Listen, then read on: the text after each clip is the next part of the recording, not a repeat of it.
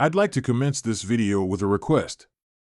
For those interested in receiving more premium betting tips and predictions, especially if my guidance has contributed to your success in winning bets and generating revenue, I kindly seek your support in revitalizing this channel.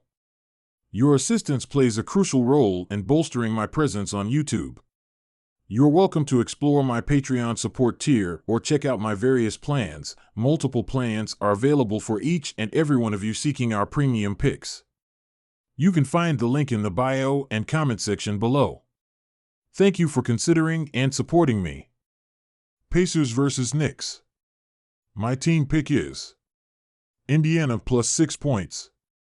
The 6th-seeded Pacers took full advantage of a Bucks team depleted of its top talent, dusting them in 6 games. The Indiana offense has been the second most productive in the postseason, averaging 113 points while shooting 47.9% from the field and 34.4% from beyond the arc. In their 6 games versus Milwaukee, they knocked down 14 threes and 12.7 free throws each night, and they turned the ball over just 9 times each night. On the defensive end, Indiana allowed 110.2 points per game, allowing the Bucks to shoot 47.3% from the field and 35.4% from beyond the arc. They managed to record 4.5 steals and 4.5 blocks per game, and they held Milwaukee to 11.2 three-pointers and 17.3 free throws per game. The Pacers also pulled down 43.8 rebounds and forced 9.8 turnovers out of their opponents each night. Pascal Siakam was the team's leading scorer in the series, putting up 22.3 points per game on 54.7% shooting. The forward also averaged a team-high 8.8 boards while adding 4.2 assists per game. Tyrese Haliburton was a distribution machine throughout the first series, averaging 9.3 dimes a night. The point guard also averaged 16 points and 5.3 rebounds in his efforts. These two met 3 times in the regular season, the Pacers going 2-1 SU and ATS, including a 125-111 win in New York when they last met back in mid-February. Both teams come into this series running at about the same temperature, but the Pacers have been a bit stronger on the defensive end. Sure, they weren't facing Giannis in the first round, but they still took care of business. This New York team is still playing big despite the absence of power forward Julius Randle.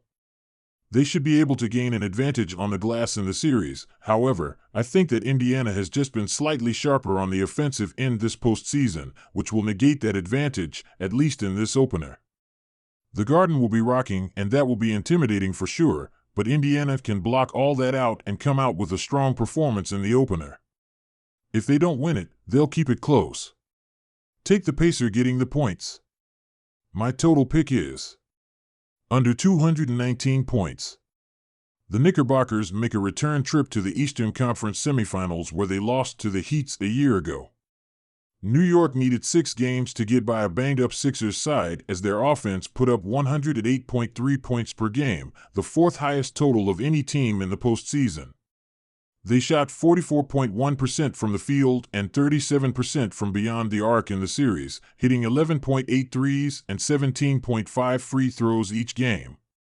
The New York defense did just enough to get them by, allowing 1082 points per game, ranking 11th of the 16 teams in the postseason. Philadelphia shot 44.4% from the field against them in 6 games and 37.9% from three-point range, with 13.5 threes and 20.7 free throws each game. The Knicks' defense averaged 5.3 steals and 7.2 blocks per game while pulling down 45.5 rebounds each night, the most of any team in the postseason thus far.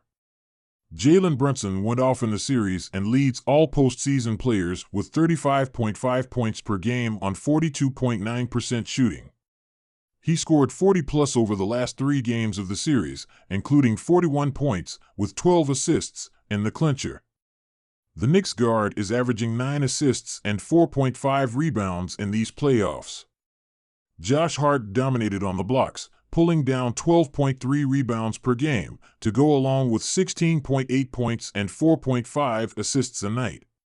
In their 3 meetings this season, these two teams combined to average 238.7 points per game while the under went 2-1.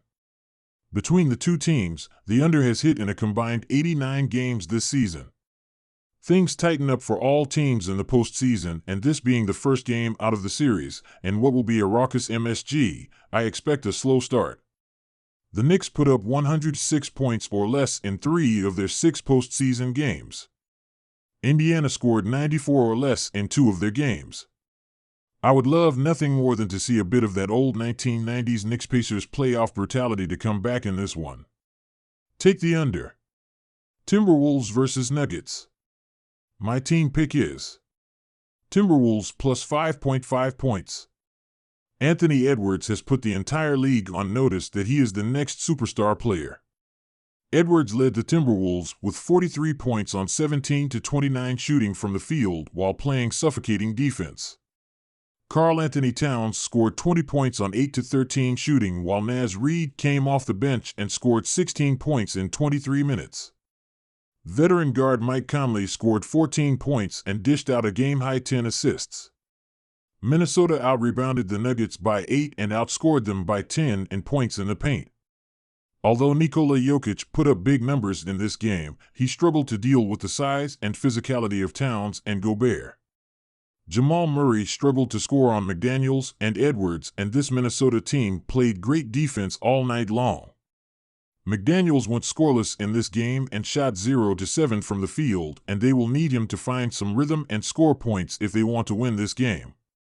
Nickeil Alexander-Walker was not able to replicate his high-level offensive play from the Suns series as he scored just 5 points and shot 2-6 from the field.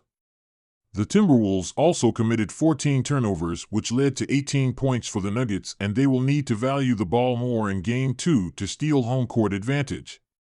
The Timberwolves are simply the better team in this matchup on both ends of the floor. Defensively, they have the size and the length to disrupt both Jokic and Murray, and they did a great job limiting the effectiveness of the Nuggets' role players.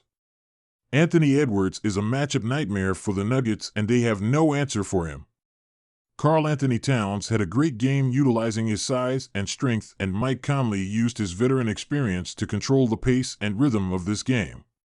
The Timberwolves also had Jaden McDaniels go scoreless, and Nickeil Alexander-Walker scored just 5 points on 2-6 shooting from the field. The Timberwolves have the size, speed, and strength advantage, and their defense will be the key to them securing the win in Game 2. Jamal Murray has already struggled shooting the ball in the postseason, and the Timberwolves did a great job playing solid defense and forcing the ball out of Murray's hand. This Minnesota team is fearless, and they are confident they can beat this Nuggets team again at home. Take the Timberwolves to cover the spread in Game 2. My total pick is under 205.5 points. Despite both teams shooting over 40% from 3 and big offensive performances from Edwards and Jokic, these two teams combined for just 205 points in Game 1. The total for Game 2 is set at 205.5, and I expect this game to hit the under as well. The Timberwolves' play on the defensive end has carried them all season long, and the Nuggets made a lot of tough shots in Game 1. The Timberwolves' size and length clearly bothered the Nuggets, and the Nuggets' lack of depth will once again hurt them in this game. The Timberwolves got a masterful performance from Anthony Edwards in Game 1, but the Nuggets will come out with a better game plan in Game 2 and will look to double Edwards and take the ball out of his hands. Both teams will tighten up on the defensive end and give the opposing team stars some different looks. Take the under.